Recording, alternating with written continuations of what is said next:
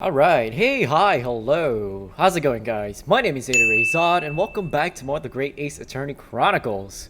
Now, before I begin, be sure to like, subscribe, and get that bell on so you stay up to date on all my latest videos.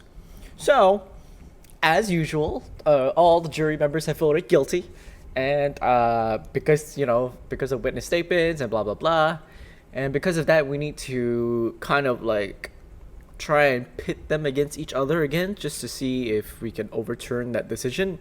Majority of them, there's 6 of them, majority of them have to vote not guilty for the trial to continue. So we're gonna have to convince at least 2 people, two groups of people to kind of like, change your minds. So yeah, I knew it. Every single one of them seems completely convinced. It would seem that all the jurors have come to the conclusion Mrs. Shamspeare is a fine, upstanding, and honest citizen.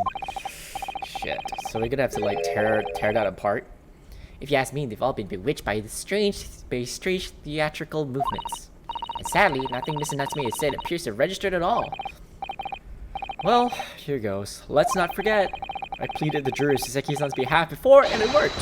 So you never know. Before we begin, also, interesting enough, most of the jury members, I think 1, 2, 3, most of the jury members we have seen before, actually. And the judge, either the judge or the prosecutor, had mentioned that they brought back the same jury from the day before, to kind of like oversee this case instead. And I'm like thinking back now, that seems pretty unethical, isn't it? Because if it's the same jury, and it's the same person, won't they be biased? But whatever. It's most likely because the developers didn't want to like draw more people, so fine, right? before we begin, it might be an idea for me to remind you exactly how a submission examination works. I already know how it works. Could I skip this? Oh, well, you're still very new to British law after all. That's true, I suppose. Saseki-san's fate is entirely in my hands now too. There's always a chance I might have forgotten some crucial detail. Perhaps I should hear Susato-san out. I wonder, should I let her talk me through it again or not bother? Oh, no need. I got this. Thank you for the kind offer, Mrs. Sato, but I've been through plenty of these submission examinations already now. I think only one. I think it's important that we don't delay the start any longer than necessary. Of course, I understand. And I'm quite sure you're right. If you're confused by anything at any point, you can turn to me for advice whenever you like. I'll be here for you. Kitas is really listening carefully to each juror's statement. Okay. Finding 2 that are contradictory and pitting the corresponding jurors against each other. Oh, they still remind you anyway. Without further ado, please, counsel, proceed with the submission examination. Okay. Yes, my lord. Here we go. He's just that dopey smile on his face. Shut up. Victim may not be well off, but he's a normal man straight up. There's no reason to. Well, there are plenty of people in London who seem noble but poor. Couldn't some of them also be liars? I've no doubts about it. Like that shaky client of yours, for example. Absolutely not. Mr. Natsume is no liar. Look, the point is, the only thing that passed the victim's lips that night was that Japanese man's he. When you take the gas man's testimony into account as well, the truth couldn't be any clearer. Oh, well, it's alarmingly logical. But let me be frank here, I'm a gentleman with a gentleman's values.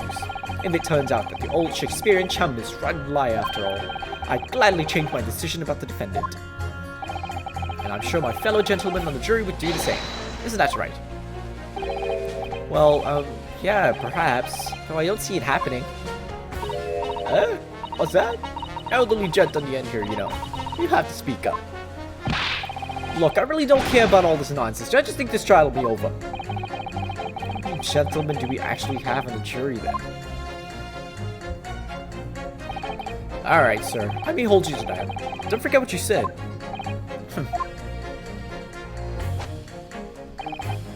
Show me that the victim's a liar or consider my position. Do you declare Gajema's no reason to lie?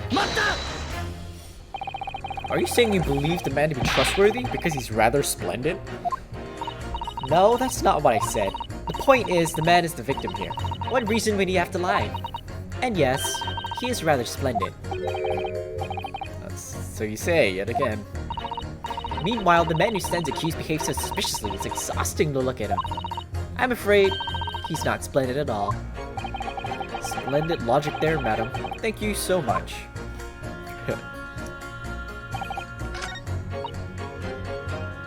Okay, that means I don't think she's supposed to be the one opinion. This guy, he says if I can find it, the victim's a liar. So he's one of them. I'm assuming this guy. Look at accused, Japanese stoops all the while, but still very fishy. No. Not one of those things is a reason to find the man guilty. But he is fishy. There's no point dancing around the fact. He's Japanese, he has a mustache, and he stoops. You see, you arrive at the conclusion in just 3 steps. 3 steps, like a waltz, in fact. You know, the more you think about it, the more this trial seems like a dance. You seem to be several steps ahead of yourself, though. And you're on the wrong foot. No, there's nothing but circumstantial evidence here. There's no actual proof of the defendant's guilt. But the victim's version of events is backed up on what the big chin man next to him says, isn't it? 1, he saw the Japanese man there. 2, he saw no one else. And 3, he saw the Japanese man there. Oh, that's another 3 steps. All this really does seem more like the walls, doesn't it? You said it twice. Right. And the prosecution will waltz its way to victory if I let you speak much more. No evidence. For now, at least. A fraudsman? What do you mean by that, madam?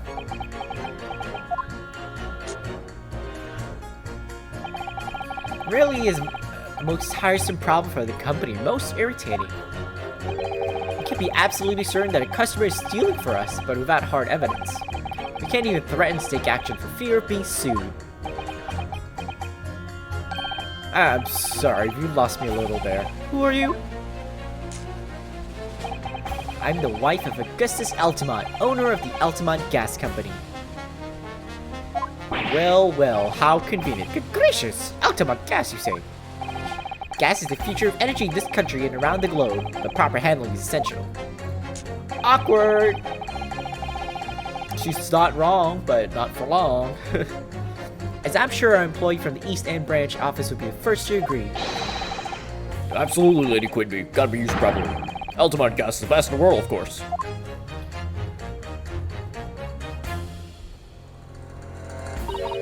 Wow, I think we may have solved the mystery at the bow from earlier, Miss Naruto.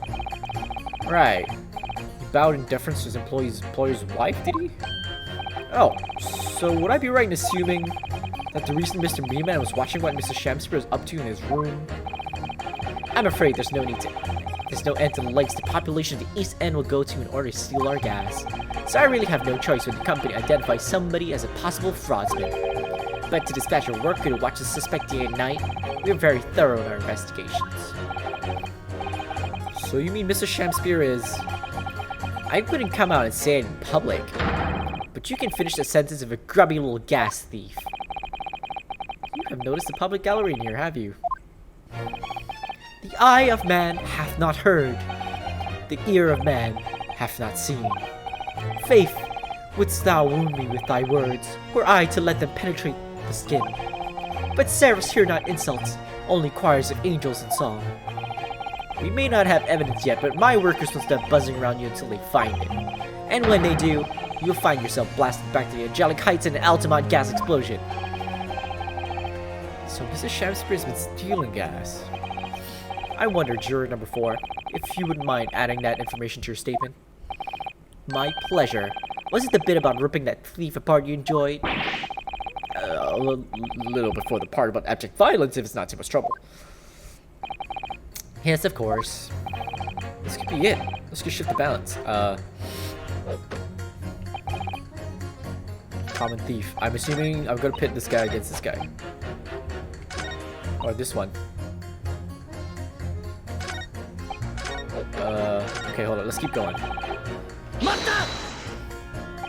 You keep talking about needing to take home some money. What's that all about, sir? Finish last. That's what it... Finish last? That's what it's about. What's that? Talking about the Derby at Hyde Park, aren't I? It's the Queen's Cup last week, wasn't it? A derby? It was a dead start, that's the thing. I couldn't lose, so I took my wife's secret savings, like. But then that hopeless old man went and did the unthinkable. Oh, the stupid finish last. Oh, bet on the races. Oh dear. I think it's clear what happened, isn't it? This is the day the missus uses her savings for a trip down the pub. So come on, let's just business lie now. Just give it up. No, that's not gonna happen. That guy's useless. Yeah, that guy's useless. Okay, so this guy's useless. This lady I think is useless, I think. Oh, I don't know. I think you're number 4 and number 1. What about you? Well, what do you really mean by that, sir? Well, I'm not one to boast, but I get up at 5 every morning, I do. At 5? You're a real early riser then, aren't you? Huh? What's that now? I said you're an early riser. Oh, well, I wouldn't say that. I mean, I like to while away the hours in the evening reading books as well. But by about 2 in the morning, I'm usually too tired to go on. He sleeps at 2 in the morning and gets up at 5? Oh my, that means he only has 3 hours of sleep each night. Huh? What's that, dear? Only 3 hours of sleep each night. That's right, you see. 3 hours of missing time. Like I said, it's not much, is it? This really isn't helping. God damn it, I don't know. Key submission examination is identifying contradictions between juror statements, Miss Naruto.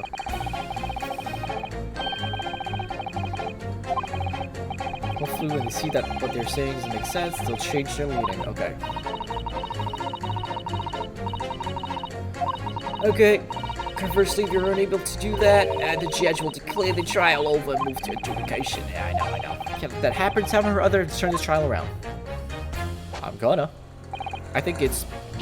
Shit! Why did I press? It's Pit! God damn it. Gentlemen, sir. Yeah. Let me be perfectly clear about this. It turns out that Shakespeare is what? A rotten liar. Okay.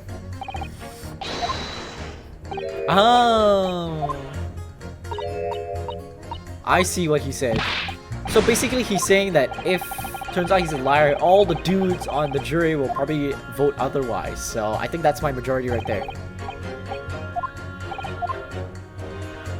Okay, I'm gonna pit. Pitity pit. Pit. Pit. Those two statements clearly contradict each other. Good gracious! To whose statements do you refer, counsel? Juror number 1. Hey, What are you yelling about, lad? I presume you've heard juror number 4's statement, made by the wife of the owner of Altamont Gas. Well, yes. The victim, who you claim to be a noble, straight-up man, in fact, turns out to be a common thief. So the good lady says, but there's no evidence, is there? You and I both heard them say as much. It's true, we don't have evidence as such, just yet. But the claims aren't baseless, you know. What? You heard me. Seeing as his operation's already been compromised, I would suggest that the court hears testimony from our East End branch office employee over there. I'll do whatever you say, my lady. Gasman's order.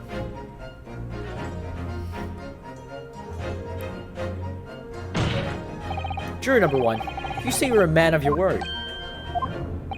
If I could show that Mr. Shamspeare is a liar, you assured me, and you would reconsider your decision about the defendant's guilt. Yes, I did say that. And as a matter of honor, I'll hold to it, as I'm sure the other gentlemen of the jury will. Me? Oh, well, yes. Now that we found out the man's a liar, perhaps we ought to consider the matter further. Well, if I'm perfectly honest, I haven't heard half of what you've all been saying. So if this means you'll recap a few points, that would suit me down to the ground. Oh no, I'm not having any part of this. How about this trial over and done with? In that case, I shall change my leaning. So, Mr. William Shamspeare, if that is your real name, we of the jury demand to know exactly what kind of a man you really are.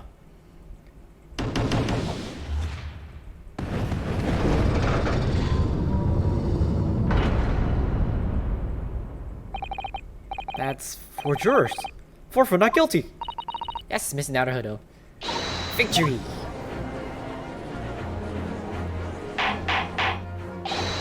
Order? Order? Well, this is quite extraordinary, I must say. As a result of the defense's submission examination, the jury's leaning has changed. Now, only 2 jurors say guilty, whilst 4 say not guilty. I therefore declare this court to be in a state of disaccord, and order the trial to continue. Is he gonna smash it? Throw it? He's gonna throw it. Aha! You have spoiled the bouquet, Mr. Shamspear. The ladies and gentlemen of the jury now find they are unable to trust you, the victim. But you gods will give us some faults to make us men. So God mend me, I do swear. This gas man speaketh that which concerns him most, naught but gas, naught but thin air. Aye, it burneth bright a while, but it hath no substance, and it doth reek foul. Oi, what did you say? Do I take it, Mr. Shamspear, that you deny the allegations of gas thievery? Most heartily, my lord. Hast thou forgot? I am as a seraph, an angel, noble of mind, sweet of nature, and verily, honest of heart. Ugh, you flowery mouth, pompous beanpole, just cause I haven't got the evidence yet. Mr. Shamspear, if, in fact, you are not noble of mind, sweet of nature, or honest of heart, if you were a liar, then your testimony should have no sway in this courtroom. It is my considered opinion that at the present time no other possible culprit of this crime has been identified. All testimony heard by the court thus far heavily implicates the defendant. In short, it would not be unreasonable at this stage for me to rule on the case. Oh no. However, in light of the fact that the jury has expressed concern about the fidelity of this witness, I believe it would be inappropriate for this court not to pursue this point further. I assure you, my lord, that would be a waste of the court's time. Gas and this case are unrelated. Juror number 4. Yes. Didn't you say before that although you had no hard evidence to prove this man had been stealing gas, you have strong grounds for suspecting him? That's right, we do. Don't we, Merker? Absolutely, Lady Quimby. Gasman's honor. Very well then. We will hear your testimony now. You will tell the court precisely why you believe the victim, Mr. William Shamspear, has been stealing gas. Yes, my lord, it'll be my pleasure. On the Altamont gas name, I swear. If I may, my lord. Go ahead, madam. This worker's testimony may have a significant bearing on the good name of my husband's company. Therefore, I should like to take the stand alongside him, in a supervisory role, if you wouldn't mind. Oh yeah, sweet as honey. Yeah. Whoa, what the heck? Very well. As an exception, I shall honor your request. Thank you, my lord. You wait till the boss gives you an earful. Oh, it's gonna sting, you mark my words. What a child. So, you will both testify before the court on the subject of the illegal consumption of Altamont Gas Company's fuel. Yes. Is that clear, my good man? Clear as Altamont gas, my lady. Which is the clearest in the world. Damn, loyal.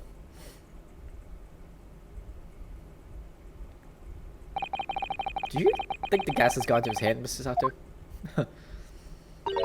I think the man is just a very dedicated employee, Mr. Naruhodo. Here we go. I'm proud to be the company's East End branch investigator meter money collection agent. Altamont gas meters accept 3-penny bits, each coin giving customers about 2 hours of gorgeous gas. And yet, the meter in Mr. Shamspear's room didn't have a single coin in it.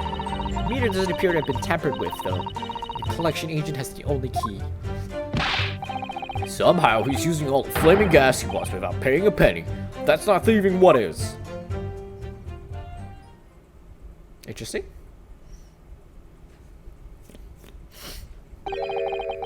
Pray forgive the discourtesy. The irrelevance of this testimony caused me to turn to my hallowed chalice. What do you mean by that remark, Lord Van Zeeks? Did the mustachioed Japanese poison the gangling excuse for an actor, or didn't he? That is all that should concern this court, and yet now we must listen to this abhorrence. Clearly, what separates the vast British Empire and your eastern island nation is more than geographical distance.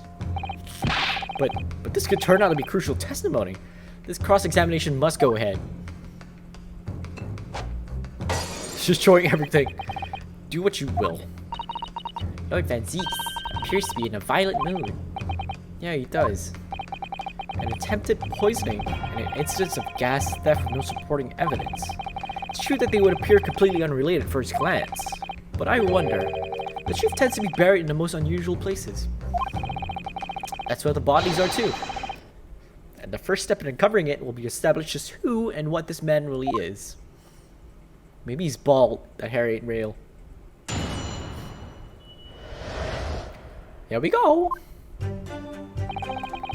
Proud to be good, blah blah blah blah blah. Here. So does that mean you enter people's houses in order to empty their gas meters? That I do. Have to try to catch the people when they're in, and I ask permission to come inside and do my business. Does that mean you've been into Miss Natsume's room before as well as that of Mr. Shamspeare? Well, now, interesting you should bring that up, because I couldn't believe how little money was in his meter. I mean, how the pair of them survived the winter is beyond me. It really is. Knowing Mr. Natsume, he probably spends all his gas money in books. And then when he's finished reading them, he probably burns them for war. You will kindly reiterate your statement about the gas meters themselves, Mr. Meterman. Not much to say, really, but as you wish.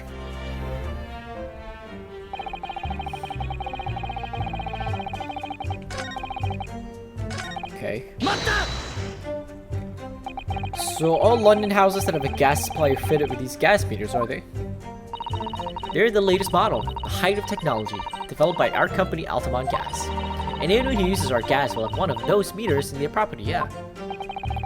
So if a 3-pence coin gives 2 hours of gas, most people use about 3 coins in a night? A bit more than that, usually. They have both gas lights and a gas stove, that is. Thinking about it, Saseki-san doesn't have a fireplace in that room of his, does he? Some people still choose to use candles, of course, and only have gas for heating. Oh yes, I do remember seeing candles in Mr. Natsume's room, actually. And how does the money in the meter get back to you, the gas company? Every 3 days, gasmen like me visit properties on the gas supply and empty the meters of coins. I must say that the design and manufacture of the new meter cost the company an awful lot of money.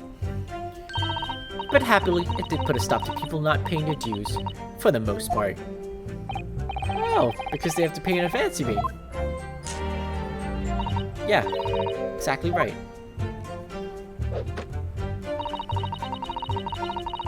I guess that's kind of smart, right? Out of interest, how long has this been going on?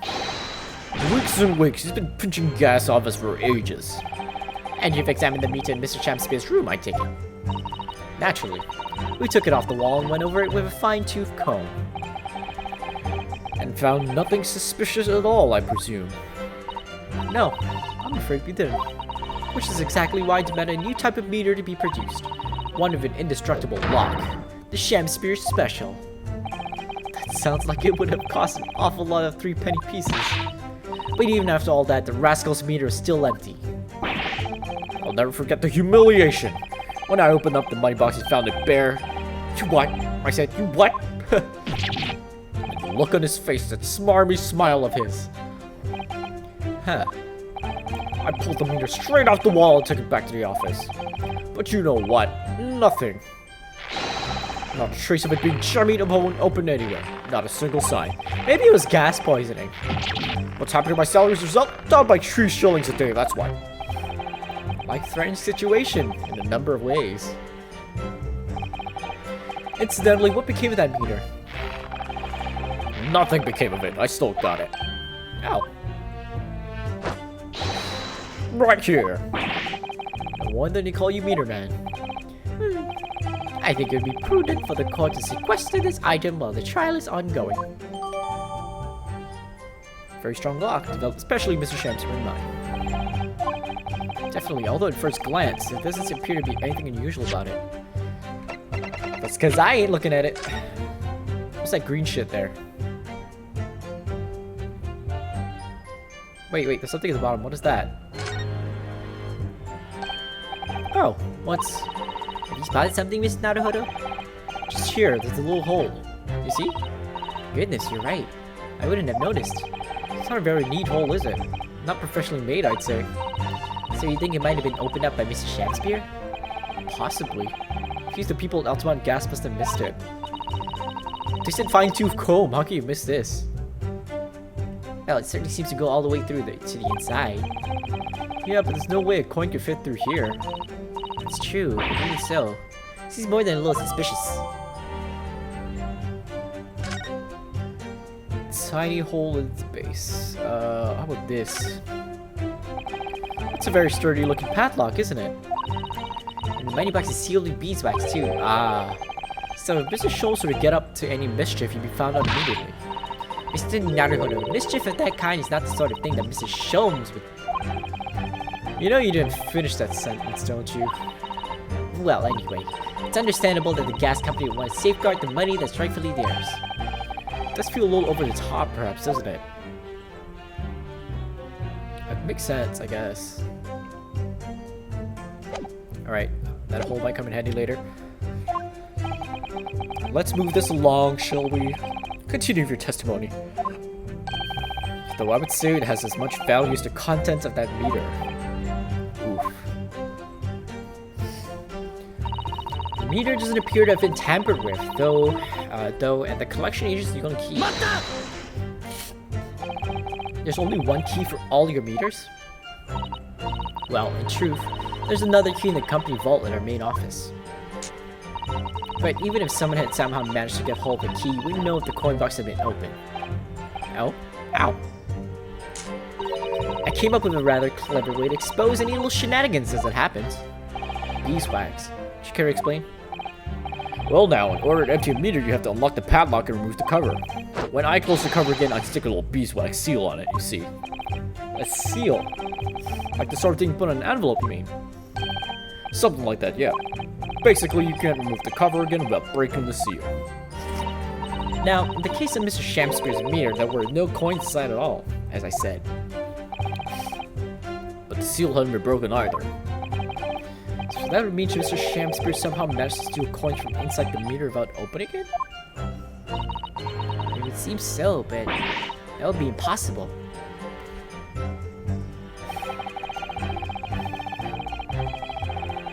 Okay. How do you know that he's been using gas, though? Well now, since I started investigating this bloke, I've been in his room more than a few times. And on every single occasion, his lamps have been blazing and his stove pounding. It's been all winter and he still turns to me, sweat dripping down his cheeks, and says, Get thee to a nunnery. Hamlet, indeed. Ugh, I could wring the bloke's neck. I got all hot under the collar, but still. Every time I open that flaming meter, it's empty. It's robbing me of my salary, too. What's wrong with the world? Where's the justice? How can Mr. Shakespeare possibly be stealing the money? I don't understand. Simple explanations right before your eyes. What? A toast to you eventually realizing that the gas man could be an accomplice. You what? Good lord, eminently plausible indeed. Well, what do you have to say for yourself? Oh, jeez. Oh, please, Lady Quimby, I'm a faithful worker. And besides, if the money us gasmen collect doesn't tell you of how much gas we use, you doc are paying by the same amount. So you'd be stealing money only to have the same amount taken from your wages. Clearly that makes no sense. Perhaps it's a case of losing the battle to win the war? No, I'm not gonna stir up that hornet's nest. If I went stealing from the company, I'd be finished. It would seem there is no evidence to support the claims of thievery made against the victim, because Mr. William Shakespeare is innocent. Pray forgive me if that shatters some illusion my learned Nipponese friend was clearly under. Ugh. I certainly didn't expect to uncover another crime that looks like it had been taking place in the very same room. According to that testimony, it's only the meter in Mr. Shakespeare's room that's under suspicion. does seem as though perhaps it has nothing to do with the incident involving Mr. Natsume. I know, it does seem that way. But the fact is, since I've been practicing law in England, I feel like I've encountered this at least once already. Cases that are interlinked. Oh? Might seem the two cases have nothing to do with one another at first, but in fact, they're intimately connected. Yeah, we have experienced that before, haven't we? I wonder if this is another instance. Perhaps, but we can't be sure of that yet.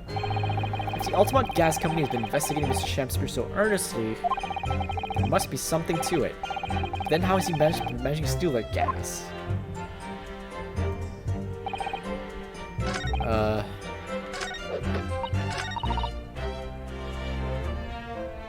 I think it's this one, right? But okay, you know what? I think I'm gonna leave this episode here. I'm not sure how this connected so far. I mean, maybe it's gas poisoning? But then again, the coroner did say strychnine or something like that, right? So I don't know what's gonna happen. But you know what? We'll find out in the next episode. So for now, if you like what you see and you like what you hear, be sure to like, subscribe, and get that bell on so you stay up to date on all my latest videos. As always, be safe, take care, and I'll see you. Peace!